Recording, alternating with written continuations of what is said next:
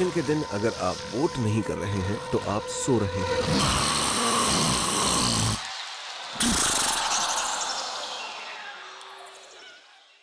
जागो